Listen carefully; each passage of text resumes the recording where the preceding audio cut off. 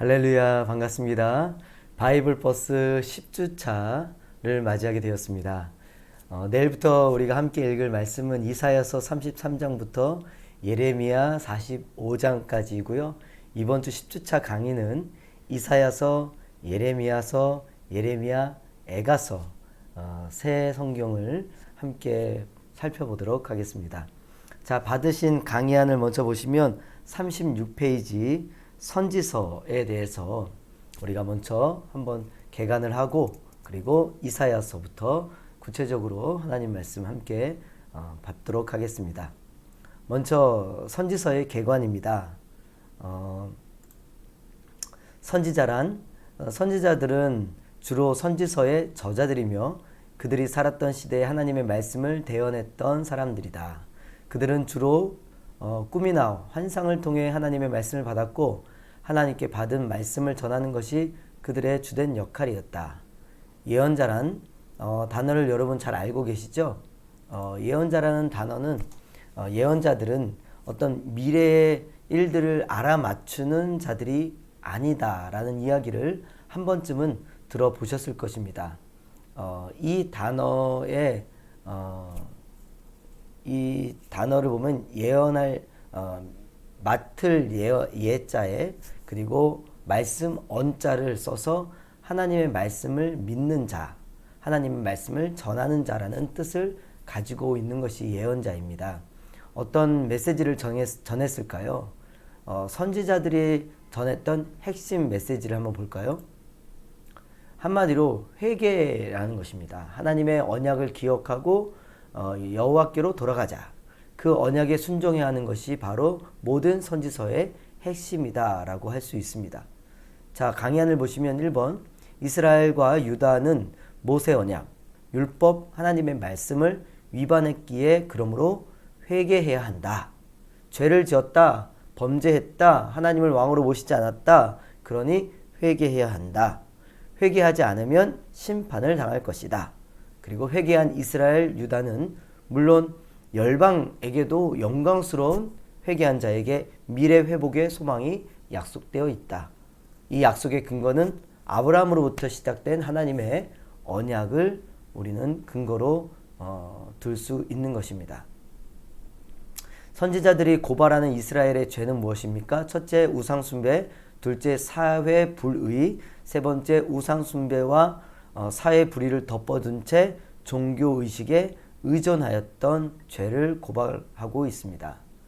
여러분, 한마디로 말하면 여호와 하나님을 떠났다는 것입니다.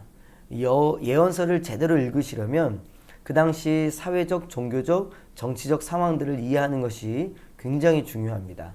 예언자가 처한 상황을 이해하면서 예언서를 이해하는 데는 큰 도움이 되거든요. 예언자들은 남과 북으로 분열되어 있던 시대에 활동하던 사람들이었습니다. 여러분, 강의안 아래를 한번 보시면 선지자들의 활동 연대, 그리고 지역, 그리고 통치 시기를 제가 표로 정리해 드렸거든요. 선지서에서 하나님께서 분명하게 말씀하시는 것들이 있습니다. 그 살아계신 말씀을 통해서 오늘 나에게 하시는 말씀은 무엇인지 좀 볼 수 있으면 좋겠고요. 아래 표를 보시면 대부분 남유다 때 활동하였던 예언자들이고, 일부는 포로기 상황 또는 일부는 포로기 이후에 활동하였던 것을 볼 수 있습니다. 그래서 선지서는 열왕기서와 역대서를 함께 보시면 유익할 것입니다. 선지자들의 활동을 보시면 대예언서와 소예언서로 구분을 할 수가 있거든요. 대예언서는 이사야, 예레미야, 에스겔, 그리고 다니엘까지 보기도 합니다. 소예언서는 그 외에 12개의 성경을 소예언서라고 하는데요. 호세아부터 말라기까지 예언서를 소예언서라고 합니다. 그렇다면 대예언서와 소예언서를 어떤 기준으로 여러분 나누었을까요? 그것은요, 대예언서는 더 중한 사람들, 소예언서는 좀 하찮은 사람들이 아니라 분량, 책의 내용의 분량, 두께를 가지고 대예언서와 소예언서로 나눴어요. 여러분 그리고 표에 보시면 선지자들의 이름과 활동 연대, 활동 지역이 나오는데요. 그리고 통치 시기가 적혀 있습니다. 연대와 통치 시기를 보면 선지자들이 어떤 시대에 활동했는지 또 어떤 상황이었는지 우리가 볼 수 있거든요. 우리가 함께 살펴봐야 될 것은 특별히 이사야와 예레미야라는 것입니다. 이사야가 활동했던 시기는 우시야, 요담, 아하스, 히스기야 왕 시대예요. 그래서 운요아히, 앞글자를 따서 운요아히라고 저는 외웠었어요. 예레미야서는 요시야 13년에서 시드기야 11년까지 활동했던 시기였음을 기억하시길 바랍니다. 자, 이제 이사야서로 들어가 볼까요? 자, 이사야서 제목은 여호와의 환상을 본 이사야 선지자를 가리켜 제목을 붙였습니다. 이사야의 히브리어는 예샤야후라는 히브리어가 쓰여지거든요. 뜻은 여호와는 구원이시다 라는 의미를 가지고 있는 이사야의 이름을 기억하시길 바랍니다. 이사야는 이름에 맞게 살아갔던 것을 볼 수 있어요. 그리고 여호와가 우리의 구원이시다 라는 것을 선포하고 예언했습니다. 자, 이사야서의 저자는 이사야입니다. 주제는 하나님의 백성이 범죄함으로 하나님을 떠났다는 것이고, 여기 하나님을 떠났다에 밑줄 쳐보시고요. 두 번째 주제는 하나님의 심판 목적은 하나님의 백성이 회개하는 거다. 세 번째는 회개한 백성들, 남은 자들에게 하나님의 회복이 임할 것이다.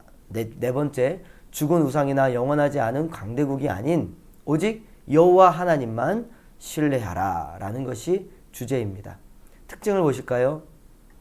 첫 번째는 신약에서 가장 많이 인용되는 선지서, 구약의 성경이 바로 이사야입니다.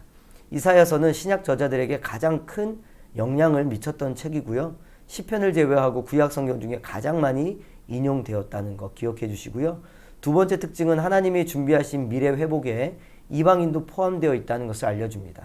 세 번째는 하나님은 메시아를 통해 회복할 것이다.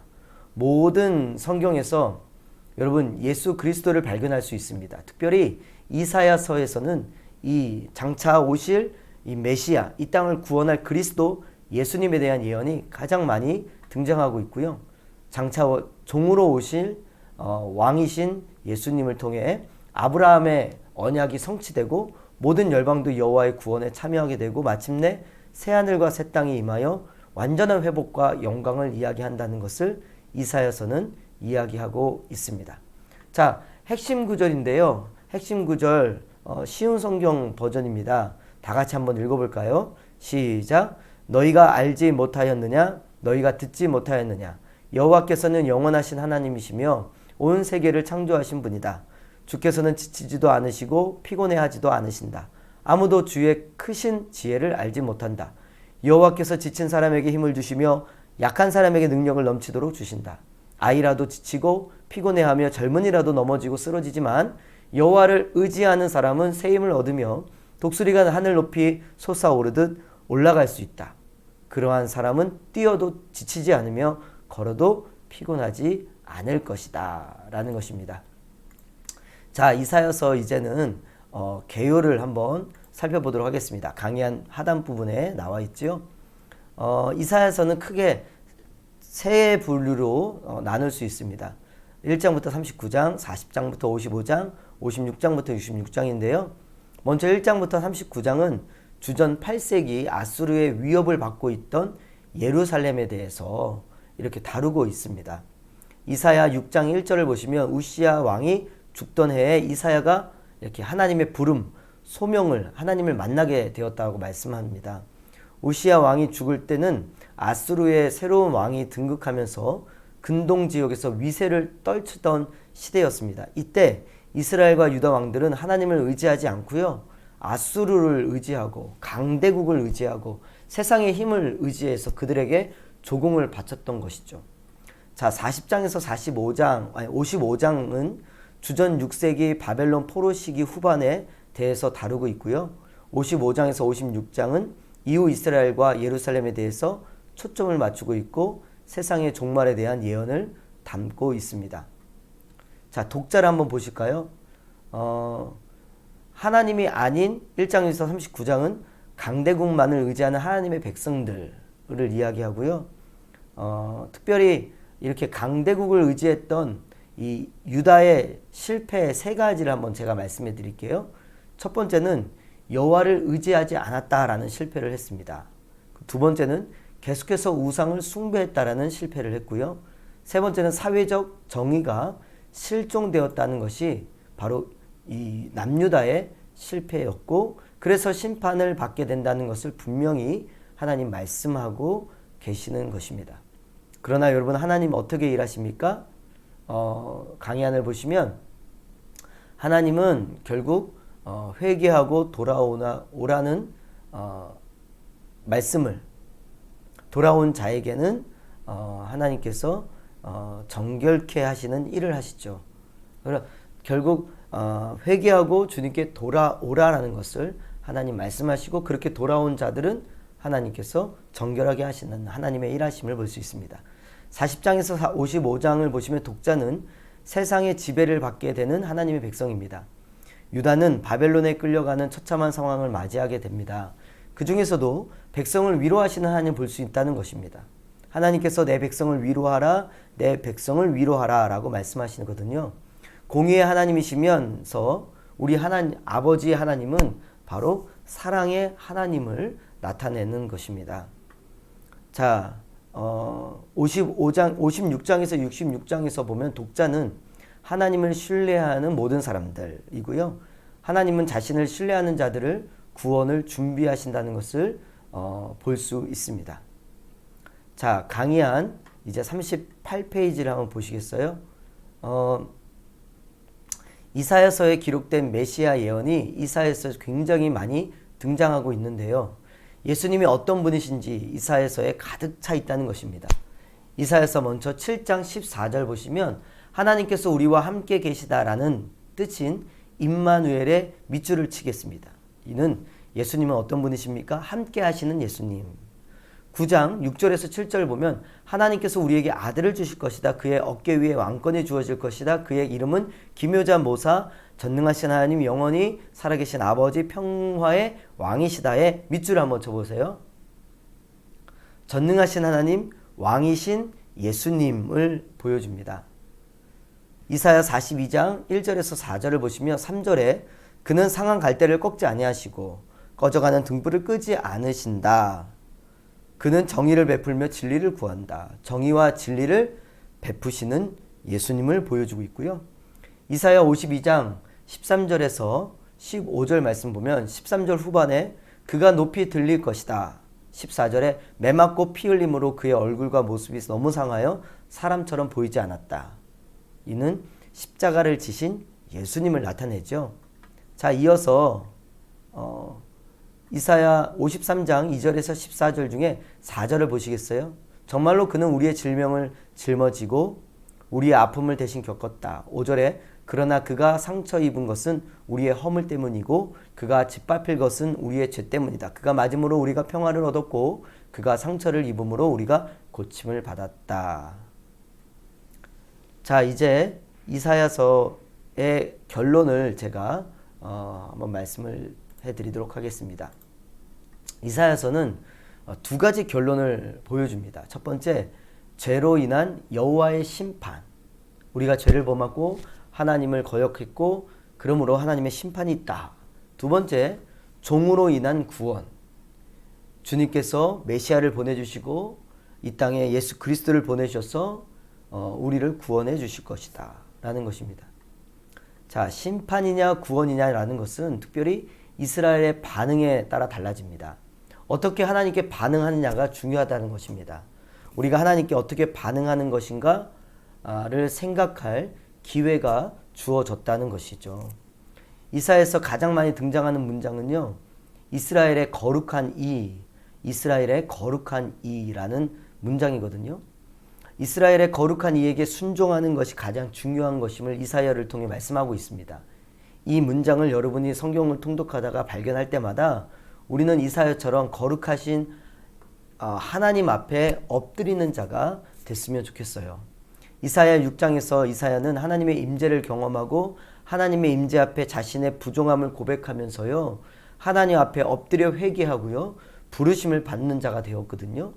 이사야를 우리가 좀 읽으면서 하나님 앞에 하나님의 이 심판, 우리의 죄를 밝히 드러내시는 주님의 이 심판 앞에 좀 정직하게 회개하고 좀 우리의 삶을 돌이켜서 예수 그리스도를 발견하시는, 예수 그리스도를 영접하고 받아들이고 그런 은혜가 저와 여러분 가운데 있기를 축원합니다. 자, 다음은 예레미야서로 넘어갈까요? 강의안입니다. 예레미야서는 유다와 열방에 대한 심판과 미래의 소망에 관한 말씀을 기록하고 있습니다. 예레미야가 활동하던 때는 요시야 13년부터 시드기야, 마지막 왕이었던 시드기야 11년까지입니다. 유다가 멸망할 때 이야기를 다루고 있는 책입니다. 제목은 여호와의 환상을 본 선지자 예레미야를 가르쳐 제목을 붙였고요. 예레미야의 이름은 여호와께서 세우셨다라는 뜻을 가지고 있습니다. 저자는 예레미야고 예레미야서에 나오는 서기관 바룩이 예레미야가 말하는 것을 받아서 대필했다는 의견들이 많습니다. 주제를 보실까요? 첫 번째, 하나님의 백성은 언약의 신실한 하나님과 달리 하나님과 맺은 언약을 저버렸다. 두 번째, 하나님은 죄로부터 회개하지 않는 자들을 심판할 것이다. 세 번째, 하나님은 새 언약을 통해 하나님의 백성을 회복시키실 것이다 라는 것이 주제입니다. 자, 사람들이 신실하신 하나님의 언약을 저버리게 되고 하나님은 회개하지 않는 자들을 심판하시고 사랑의 하나님은 그 새 언약을 통해서 그 백성을 회복시킨다 라는 것입니다. 자, 이어서 특징을 한번 보시겠어요? 예레미야의 특징 첫 번째는 저자 예레미야는 자신의 두려움, 좌절, 슬픔의 감정을 독자와 나눈다는 것입니다. 두 번째, 예레미야의 적대 세력은 자신들도 하나님의 뜻을 전한다고 말하는 거짓 선지자가 있었다는 것입니다. 이것은 오늘날도 마찬가지죠. 자기가 예수다, 내가 구원이 있다 라고 또 거짓된 거짓말과 비진리를 선포하는 적그리스도가 이 시대도, 거짓 선지자가 이 시대도 많이 있습니다. 세 번째 특징은 하나님과 하나님의 백성 관계를 결혼 관계로 비유했다는 것입니다. 지극한 사랑을 받았지만 결국 창녀, 배반하고 배신하고 창녀로 전락해버린 부정한 신부의 이미지를 사용하고 있다는 것이고요. 네 번째 특징은 예루살렘 최후의 날에 대해 예언합니다. 자, 다섯 번째는 별표 한번 쳐보시기 바랍니다. 새 언약을 통해 이루어질 하나님의 회복을 예언한다는 것입니다. 하나님은 포로기가 끝나면 절대 깨질 수 없는 새로운 관계를 맺으신다고 약속하고 계시다라는 것입니다. 자, 우린 여기서 몇 가지 질문을 할 수 있습니다. 첫 번째, 이 유다의 죄는 금강석 철필로 기록되었다고 예레미야 17장 1절에 나오거든요. 그 정도로 죄가 심하고 악하고 강력한데 도대체 어떻게 하신다는 말씀인가 라는 질문이죠. 그리고 어떻게 새 언약이 그것을 해결한다는 것과 그 심각한 죄를 해결할 수 있는 것인가. 그리고 공의로운 하나님인데 죄는 용서해 줄 수도 없고 사해 줄 수도 없고 함께 할 수 없는 공의로운 하나님이 어떻게 그 죄를 용서해 줄 수 있는가라는 질문을 우리가 해볼 수 있습니다. 그리고 과연 인간은 이렇게 연약한데 그 새 언약이 계속해서 유지가 될 수 있을까? 이 연약한 인간은 계속 실패하고 배반하고 주님을 마음 아프게 할 텐데 어떻게 이 새로운 언약이 지속될 수 있을까라는 질문입니다. 그런데요, 하나님의 새 언약은 가능했습니다. 여기서 새 언약의 새의 개념은 우리가 알고 있는 개념과는 달라요. 어떤 오래된 물건을 새 것으로 대체하는 것이 아니고 세상에는 전례가 없던 새로운 것, 다른 것이 바로 새 언약의 새라는 뜻입니다. 그래서 조금 전에 제기했던 그 세 가지의 모든 질문을 해결할 수 있는 새 언약을 우리 하나님이 우리에게 제시하시고 약속하신다는 것입니다. 바로 새 언약은 누구일까요? 이 땅에 인간의 몸을 입고 오신 예수 그리스도를 말하는 거예요. 예수 그리스도가 모든 문제와 질문을, 우리의 구원을 완전히 이루시고 해결하신다는 거예요. 우리가 아무리 연약해도 그 모든 것을 초월하는, 우리가 아무리 죄가 주홍같이 붉을지라도 그 모든 것을 해결하고 공의로운 하나님을 만족시키며 사랑의 하나님을 충족하게 할 그 새 언약은 바로 우리의 모든 죄를 해결하신 예수 그리스도다라는 것이 바로 새 언약입니다. 자, 이제 강의 안에 핵심 구절은 예레미야서 31장 31절부터 34절인데 한 번씩 읽어보시면 좋겠습니다. 자, 예레미야 개요를 말씀드리기 전에 예레미야서의 배경을 잠시 말씀드리면요. 요시야 왕 13년부터 시드기야 왕 11년까지가 예레미야가 활동했던 시기였습니다. 그런데 그러나 예레미야서의 주된 내용들은 요시야가 죽은 후 여호야김, 시드기야가 활동했던 혼란스러운, 매우 불완전하고 혼란스러운 시대였음을 기억하면 좋겠습니다. 그리고 여호야김과 시드기야는 하나님을 의지하지 않고 특별히 애굽이라는 강대국, 바벨론이라는 두 강대국 사이에서 이리저리 기웃거리며 눈치를 보며 하나님보다는 세상과 강대국을 더 의지하였다는 것을 기억해 주시면 좋겠습니다. 사랑하는 성도 여러분, 우리는 어떤 상황 속에서도 살아계신 하나님을 의지하고 또 살아계신 하나님만을 붙드는 저와 여러분 되시길 축원합니다. 개요입니다. 1장 1절부터 29장 32절 죄로 인해 깨어진 하나님과의 관계와 심판, 30장부터 33장 하나님이 주실 회복과 새 언약, 34장부터 45장 참혹하고 비극적인 예루살렘 최후의 날, 신실하지 않은 유다왕 예루살렘은 멸망하나 남은 자가 있다. 바벨론과 하나님을 향한 유다의 헛된 반역이 나와 있고요. 46장에서 51장은 열방에 대한 하나님의 심판, 52장에서 52장이 마지막 장이죠. 또다시 예언되는 예루살렘 멸망이 그렇게 개요로 보시면 되겠습니다. 자, 마지막으로 예레미야서를 읽으시면서 한 가지 기억해야 될 것을 제가 말씀드린다면 혼합주의를 경계해야 된다라는 그런 교훈입니다.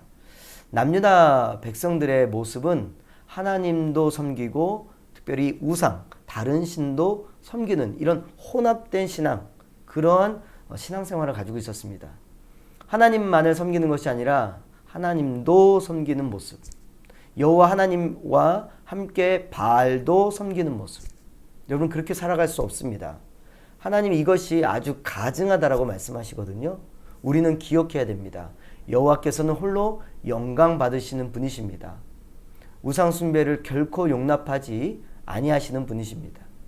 질투하시는 분이십니다. 하나님도 섬기는 이 양날의 인생을 살아가는 우리의 모습은 없는지 예레미야서를 읽으면서 좀 돌아보시길 바라고요. 나는 여호와 하나님만 섬기겠노라 라고 고백하는 저와 여러분 다 되시길 축원합니다. 자, 예레미야, 이제 마지막 예레미야 애가서입니다. 하나님은 바벨론을 일으켜서 유다 백성들을 심판하셨습니다. 백성들은 심히 괴로운 시간을 보내야만 했거든요. 예루살렘도 사라져버렸고 하나님의 임재를 상징했던 성전까지도 다 사라지고 회파가 되었습니다. 아주 최악의 시간이죠. 그러나 여러분, 하나님은 사라지지 않았습니다. 예레미야는요, 극심한 고통 속에서도 희망을 붙들어요. 어떤 희망이요? 예레미야 애가의 핵심은 우리는 신실하지 못하지만 하나님은 신실하시고 살아 역사하신다 입니다. 우리는 변덕투성이지만 하나님은 변화 없으시고 결국 하나님은 하나님이셨다라는 것이에요. 하나님은 신실하신 하나님이시다라가 바로 예레미야 애가서의 중심입니다. 제목을 보실까요? 예레미야 애가의 히브리어 성경 첫 번째 달인 에카에서 가져온 제목입니다. 저자는 예레미야 애가서는 저자를 밝히고 있지 않지만 다수의 학자들은 아래와 같은 이유로 예레미야 애가의 저자를 예레미야로 간주합니다. 주제입니다. 첫 번째, 하나님의 자비는 끝이 없고 신실하시다. 두 번째, 하나님과의 관계 회복은 죄를 고백하고 하나님의 자비를 구하는 기도를 통해 이루어진다. 세 번째, 하나님께 죄를 고백하고 하나님의 은혜에 전적으로 의존할 때 우리에게 진정한 소망이 주어진다입니다. 특징도 볼까요? 첫 번째, 히브리어 알파벳 순서를 이용하여 시를 구성하는 이 아크로스틱이라는 기법으로 작성되었다. 두 번째, 애가에 나타난 슬픔은 감정적 분출이 아니라 슬픔 속에서도 위로와 미래에 대한 희망을 간직하고 있다는 거예요. 세 번째, 하나님의 백성의 관계를 결혼 관계로 비유하고요. 네 번째, 예루살렘 최후의 날에 대해 예언합니다. 마지막 다섯 번째, 새 언약을 통해 이루어질 하나님의 회복을 예언한다는 것입니다. 우리 삶에도 예수님이 계시면 회복될 수 있는 줄 믿습니다. 어떤 아픔도 슬픔도 위기도 예수님과 함께 하시면 해결될 수 있다는 사실을 기억하시면서 예레미야 애가를 읽어보시면 좋겠습니다. 자, 예레미야 애가의 핵심 구절 다 같이 한번 읽어볼까요? 시작. 주님, 제 고난과 제 괴로움을 기억해 주십시오. 쓰라림과 고통을 기억해 주십시오. 제가 모든 것을 기억함으로 제 마음이 몹시 슬픕니다. 그러나 이런 것을 생각하면 저에게 희망이 있습니다. 여호와의 사랑은 한결같고 여호와의 자비는 끝이 없다. 주의 사랑과 자비가 아침마다 새롭고 주의 진실과 참되심이 크도다. 내가 스스로 말하기를 여호와께서 내가 받을 수 있는 유산의 전부이시니 내게 희망이 있다고 하였다입니다. 21절 그러나 이런 것을 생각하면 저에게 희망이 있습니다. 저는 이 구절이 매우 와닿는데요. 하나님의 사랑, 하나님의 자비를 생각하면 여러분 우리 삶에 아직 희망이 있습니다. 이 고백이 우리 삶의 매일의 삶에 항상 고백되어지길 축복합니다. 예레미야 애가서의 결론입니다. 괴로운 상황 속에서도 하나님의 자비는 한결같고 끝이 없다는 것을 노래하고 있어요. 너무나 힘든 상황이고 성곽도 무너지고 나라도 빼앗기고 그리고 성전까지도 하나님의 임재도 떠난 것 같은 깊은 어둠 속에서도 슬프지만 울지만 희망은 놓치지 않는 이 예레미야 애가서의 이 중심을 붙드시길 바랍니다.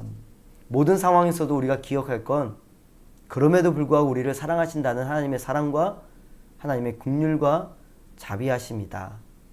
우리 삶의 고난이 사라지지 않을 수 있겠지만 여러분 세상이 뒤집혀도 우리는 흔들리지 않을 수 있다는 것입니다. 희망을 주시는 예수 그리스도가 바로 우리와 함께 하시기 때문이죠. 폭풍우가 우리 가운데 몰아쳐서 우리의 상황과 환경은 변할 수 있습니다. 하지만 하나님의 사랑은 변치 않는다는 것을 반드시 여러분 기억하시길 바랍니다.